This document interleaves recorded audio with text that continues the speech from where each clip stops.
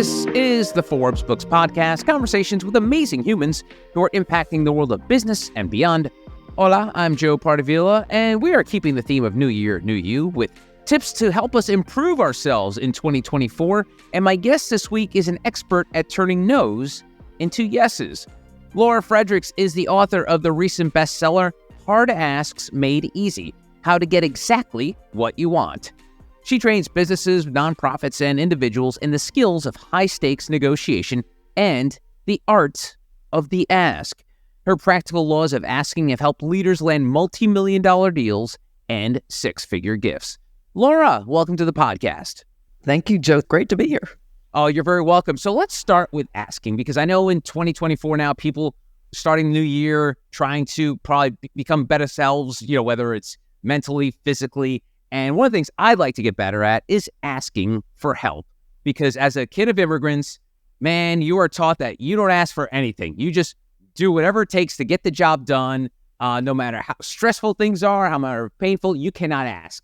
So for folks like me, and I know you cover the gamut of asking, but what advice could you give someone like me who is just, when it comes to being either stressed or overworked, just refuses to ask anyone for help? Maybe you can unpeel this. Why am I like this? Can you psychoanalyze me a second? This is Dr. Laura one-on-one. Yeah. So that's where to start, Joe, is just to think about what comes up for you when you ask. Because you gotta peel that away first. Do you feel anxious? Do you feel shame? Do you feel like you're supposed to know these things? You're supposed to do this on your own? So that's what we figure out first. And, this is timeless, ageless. We're in the new year now. But, this is really resonating with everyone from teens all the way up to beyond. But everyone, something comes up for them.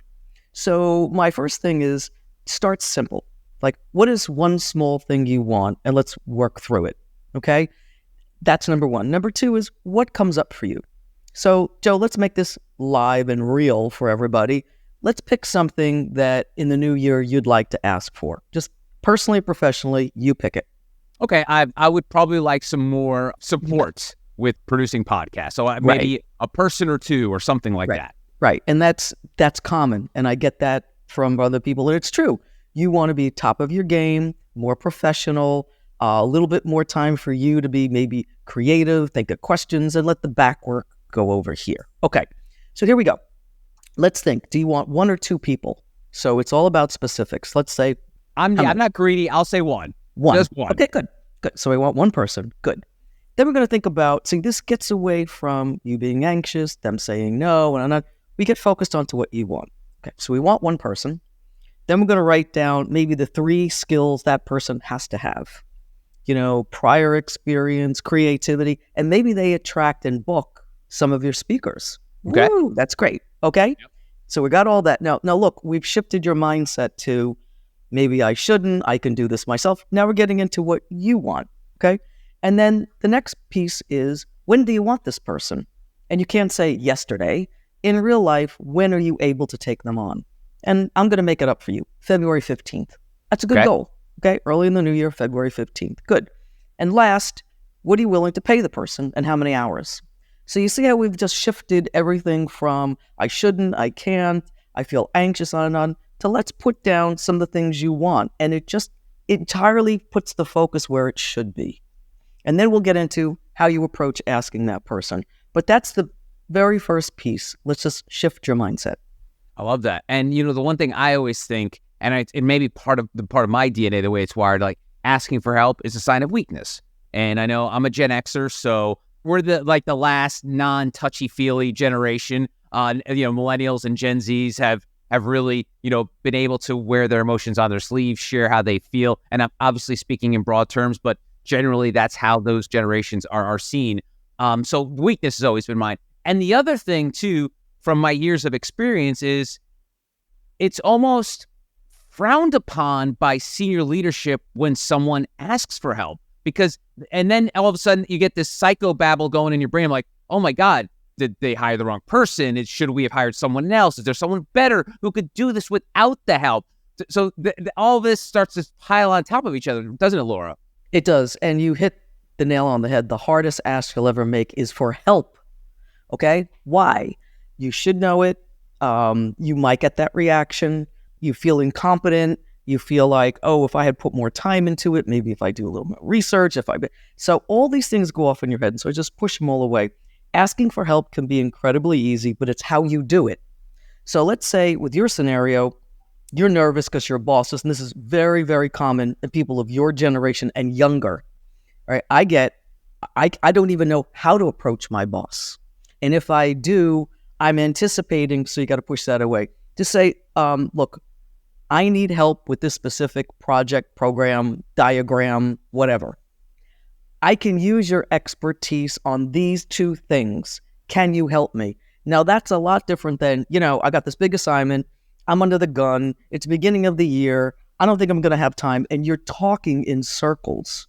So if you get the drift of all of this about asking, it's be as specific as you want to what you want, when do you want it, and how much is it going to cost? I love that. Thank you so much. Let me ask a question about asking. Like, how did you know or find your way here? Because I think a lot of us stumble into what our calling is or what we end up doing for a living. That's a majority of the humans walking on this planet now. I started as an attorney practicing law in Philadelphia. And, I've learned you've got to ask good questions or you're not going to win cases, right? And from there, I slid into raising money from lawyers, which very difficult. But then I said to myself, as we stumble into different careers in our life, what's missing? And when I see something missing, I got to create it. And what was missing was organization, structure, and focus to an area that's been left to luck, chance, and time, and that's asking. If I ask 10 people, I'll get one yes. Okay? If I talk to Joe for like an entire hour, he's going to nod. He's just going to say, yes, I got him, right? There's no structure. There's no steps to it. So very early on, I said, well, this is missing. I have to create it. And I did. So I'm like one of the first people who've ever put structure into how you ask, when you ask, who you ask, how much money, what's the timing. As importantly, prepare for all the answers you're going to get, and then your confidence eludes. More people say yes because you're confident. It's not the exact words you pick. You have shown confidence. They lean in. They want to help you. That's great. That's good.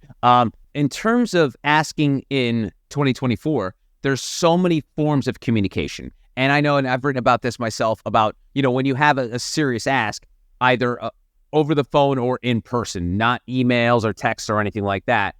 But we're in this world now, Laura, where it's perfectly acceptable to ask a heady question in Slack or a text or a DM in a social media account.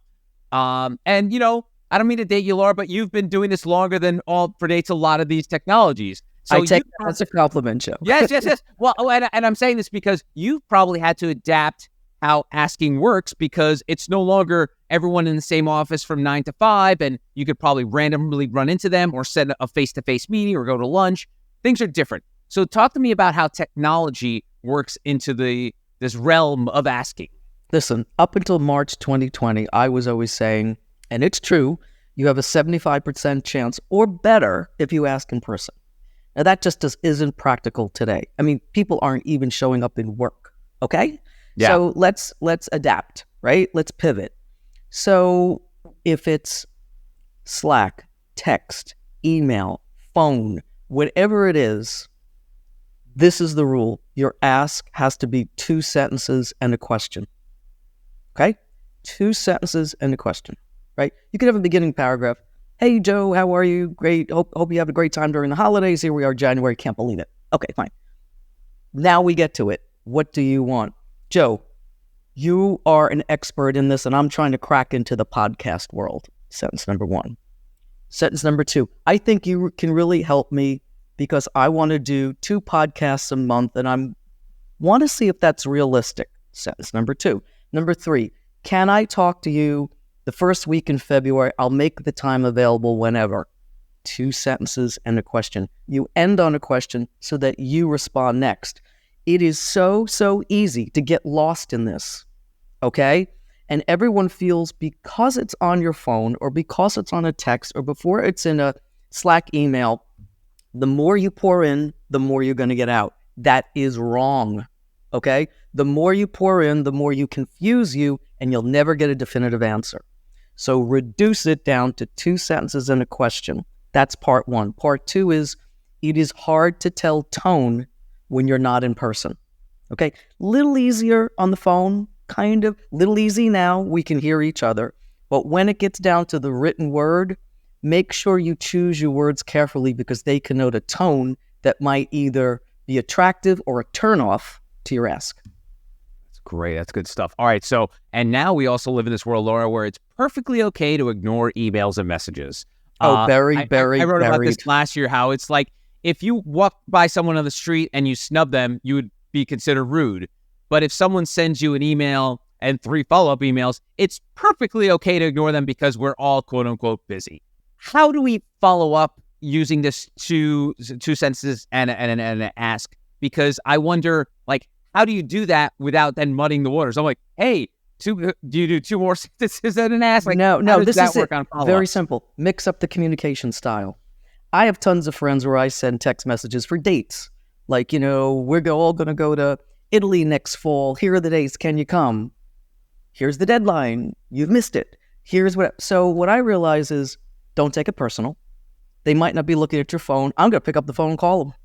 So mix it up. If you've been texting, then call. If you've been calling, then text. Whatever, throw an email in there. But when you mix it up, you're going to get their attention somewhere. Oh, that's good. I like that. That's excellent. Now, one of the things that your kind of like mission in life is making the hard asks easy. But sometimes the hard ask is a negotiation. How does that work? Because we in this perfect scenario that you created at the first was like, here's my scenario.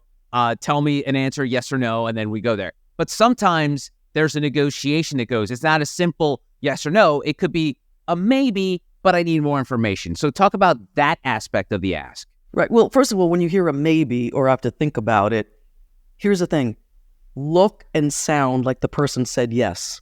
When you hear a maybe, when you hear whatever, you tank.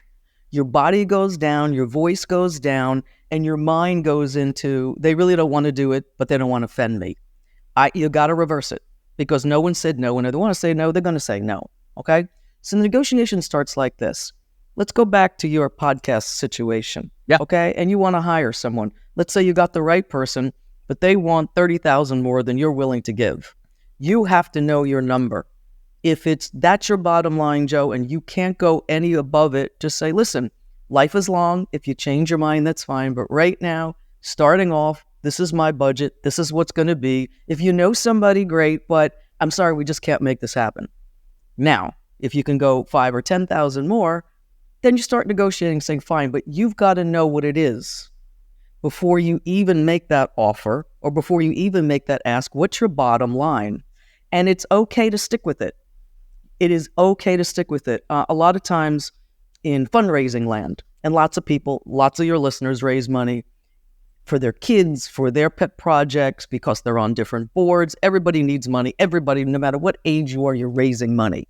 Okay? When you ask for it, you have to figure out what you're willing to take and what you're willing to walk away.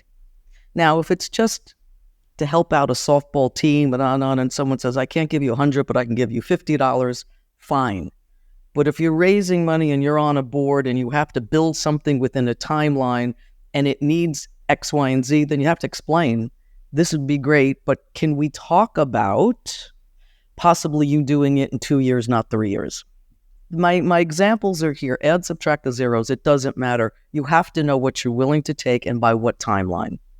And I know you often write about the 5 laws on asking, and we probably touched upon them here. We have. Are there any that we missed? Because I know you did a great job of peppering them in there, but any laws that we've missed along the way? Because my fourth and the favorite. My fourth.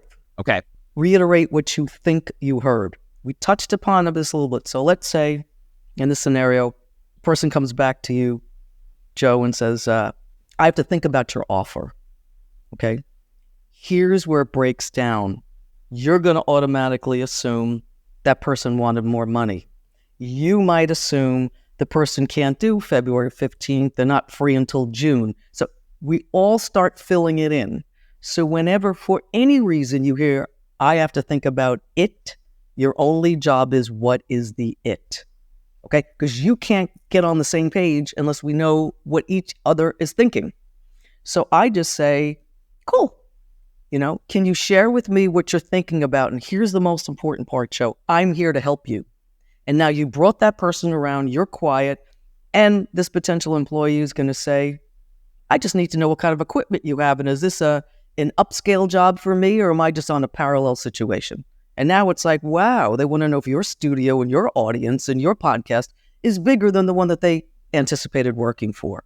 That's a lot different than where you may go about they want more money. Nice. That's the most important law. I have to think about it, clarify the it, and go forward. Now, how, I guess this is a fine line, because I always, I work with a lot of entrepreneurs, and when we're creating content together, we write from the aspect of their expertise, but then also they're going to know a lot more than their intended audience sometimes. So how do you bring that down to a level without being insulting people's intelligence? So that whole part that you just played out was like, okay, great. But at what point is it yeah, I know how podcasting works. What are you trying to say to me, kind of thing? So the nuance is big there too, as well. Mm-hmm. I get you. And I had to do this writing this book too, because I wanted it to appeal to everyone, not just people like you and older on. And we accomplished that because I'm in schools now and teens are asking incredible questions, right? So I could be way up here talking to them, and you just open-ended questions win the day. Why are you here?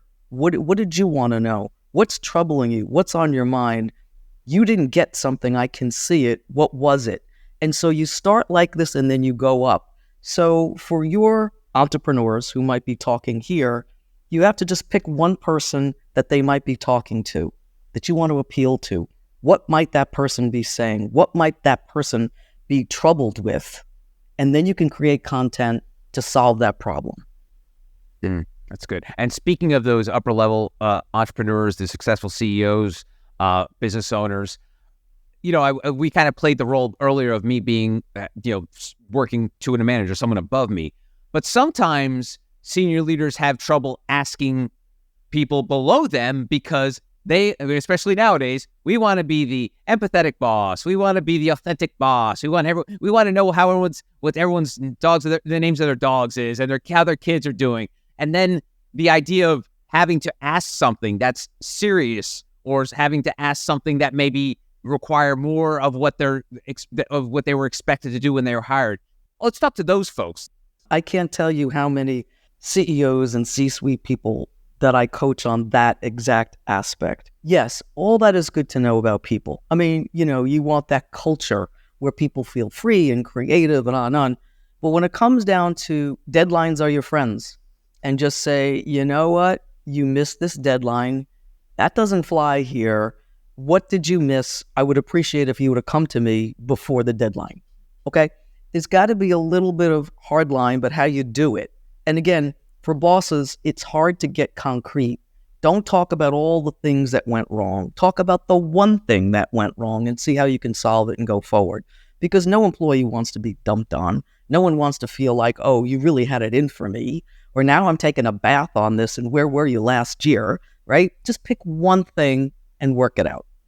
Cool. All right. How about some asking no-nos? What are some things people should avoid when it comes to the realm? You've shown us how to ask correctly, but what are some things that people are commonly doing today when it comes to asking for anything, whether it's a raise or whether it's more help or whether it's just more, anything in general, at work or home? What are some ask no-nos that you help people avoid? Assumptions, expectations. The killers for anything of any age. You assume the person's going to do it and you don't ask. Oh, Joe's a great guy. He knows me. He knows I'm looking for a job. He's going to help me. Really? Did you ask him? So expectations. Oh, I interviewed. Everything's great. Joe says we're good to go, and you expect it. Or if you do this, I get this a lot in personal relationships, whether you're living together, married, doesn't matter. If I do a lot around the house, the next week they'll do it too. It's my favorite. I took out the garbage 5 times. Next time, they're going to do it, right? That's just such an expectation on every level. You just have to say, honey, I did it this week. Can you take it out next week? Very simple. Joe, we've been meeting quite a few times. Can you tell me where this is going? It's important for my career to know. Just very simple, right? But expectations or assumptions are the two things that kill any ask. That's number one. Number two, I'm going to get back to tone. When you say something with arrogance, expectation, condescending, this is going to happen, turns people right off. It's your tone. Sometimes my wife accuses me of being snarky and sarcastic. And even though we've been together for multiple decades, if I say something deadpan, she'll be like, is that a joke or are you serious? Exactly. That's just the way I am. That's just my sense of humor. How about humor? Because I think that's one of these underrated and sometimes overrated skills where people think they have to be funny and then it turns out blowing up in their face. What happens is funny turns into sarcasm. And then just like your wife didn't know, is that a joke or is that real? I get that too. But I'm, say like, this is just a joke, but it could have some truth to it, Yes. Can we just work out a system here where we're all both happy? I mean, it comes down to the smallest things like food shopping, taking out the garbage, who's going to drive this time? I'm telling you, that's why these hard asks made easy, because unless you ask for it, it builds up, Joe. And boy, does it build. And next thing you know, you're talking about a different topic that has nothing to do with what you're really upset about because you didn't ask for it. Is it because we're so afraid of confrontation that that's essentially sort of like the granular thing of it all? We're afraid to just say something that might offend or upset people. Do you think that's what it comes down to for many people when it comes to having trouble asking? For some people, it does. I mean, there's some people that would do anything but hear a harsh voice or an argument. Okay? We have that group of people. But there's a bigger group of people. Like I get asked all the time. The number one reason why people don't ask, they're afraid they'll hear something they won't know how to respond to. So even if it's a good friend, I have this a lot. When we just go out, can we just agree to put the cell phones away? How many times you go out and everyone's on their phone? Yeah. I'm like, we just took 3 weeks to plan to get again some drinks and everybody's on their phone, So, just say, listen, just for this moment, can we just put our phones away? If like, I'm just going to see if someone calls. Other than that, no. But they're afraid they'll hear a response. So let's use that scenario. I ask my friends, can we put the cell phones away? I might not do that if I get a friend saying, what, are you kidding me? We do this all the time. And like, what am I going to say to that? Or what makes you think you could create the rules here? And I'm like, what do I say to that? So a lot of times people don't ask because they're afraid they'll hear one of those things and they'd rather avoid it. How about, and this is something I get all the time because, I write and talk about this about, being a good listener, communicator, the introvert versus the extrovert argument. As you probably know from your work with folks, the extroverts kind of get it. Like they know they can ask and, whether they're asking correctly, that's where you come in and sort of like, put a fine tooth comb through it. But how about the introvert who's like, I just don't know how to, I don't know how to go and confront people. When it comes to those specific kind of types of folks, how do you deal with that? There's advantages and challenges with both. Extroverts don't make better askers in general. They really don't, because what happens is those expectations, those assumptions, and they don't monitor their tone. They're who they are. They're charismatic. They're good. They've been successful in life, and it's going to happen, right? So we have to make some refinements. Watch your tone, watch how you say it, but that's that bucket, okay?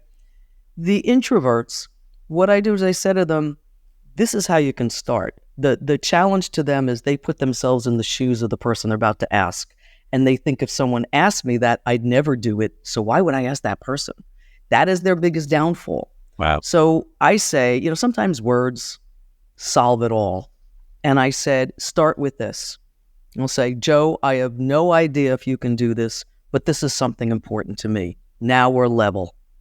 Okay, I have no idea if you can do it, but this is something I need, and go from there. Just that one phrase alone neutralizes them always putting themselves in their shoes, because now you're together. That's good. That's good. What are you seeing now in terms of, I kind of joked earlier about generations, and now that you work with multiple generations, how are the kids doing it these days? Are they better than us old people, or are they fighting the same issues that we all have had? It's one of those things where it's everything's cyclical. Everything always comes back around. Well, first of all, I would call us seasoned. Okay, sure. Seasoned. Okay. What I'm finding, Joe, which is amazing, is they're observant. They've looked around to see what their peers are doing, what their mentors and teachers are doing, their parents and grandparents. They truly want to get it right. I mean, I literally came out of a high school last Friday, and they had amazing questions. Like, and they're 13, 14, 15. They're like, I went into my local shop and I wanted to get a job. I saw the posting, but I didn't know what to do. What should I have done? It's like, how cool is that, right? Or I love this one young girl. She said, last year I asked my mother for money for a present to buy a friend. I took the money, but I didn't use it for a friend. I want to ask her again this year for it. What should I do? I mean, I don't know about you. When I was 14, I'd just be like, take my chances, right? Yeah. Well, I kind of screwed up, but can I have it? But they're asking such good questions that I have to say that they're dropped back and they pretty much want to get this path right because they've seen a lot of people who didn't get it right. Is there an old dogs, new tricks aspect to this as well? Because I feel like as I get older, it's a lot harder. Like and last year I started learning how to do like really high-end video editing, and I'm like, my God, if I was a kid, this would be so much easier. But how about in that age spectrum? Like, do you find it that as people get older, they just have trouble learning new skills or finding ways to interact? How about that? They do, but that's why I did this book, because this is for everyone, and I've reduced it. Listen, this is my 7th book, and if you go back to all 6, there's a lot in there. There's a lot in there. But in today's day and age, no one's going to do all that stuff that I recommended. So I synthesized it. Whether you're 89 or 18, it works, and it's easy. I mean, that's why I purposely made the book pretty thin. You can read it and say, oh, if I picked up my other books, which are good, by the way, and they help, they're a little bit thicker. And I'll be like, oh, I'm going to have to take the time to do this. So we did it this way, and it's perfect. Awesome. Lastly, are all asks created equal? Like, is every ask, major ask, big ask, tiny ask, are they created equal? I think the emotions that go into the higher ones get in. But really, there is one ask, personally or professionally. There is one ask, whether you want $1 million or $10. That's what makes it easy. If you just follow the formula and get the emotions away, you're going to get what you want. And the 5 laws, they stopped an 8-year-old girl being bullied, and they raised billions of dollars for people. But it was the same formula. Her name is Laura Fredricks. She's the Ask Expert. Her book, Hard Ask Made Easy, How to Get Exactly What You Want, is available now. Laura, thank you so much, and I wish you the best of luck in 2024. You as well. Thanks for having me, Joe. It's been a pleasure. And that'll do it for another episode of the Forbes Books Podcast. Don't forget to leave a 5-star review on Apple or Spotify and hit subscribe so you don't miss any new episodes. You can always connect with me on X, LinkedIn, and Instagram at Joe Pardavila or TikTok at J Pardavila. And please don't forget the golden rule and treat others as you want to be treated. Thanks for listening. Until next time, adios.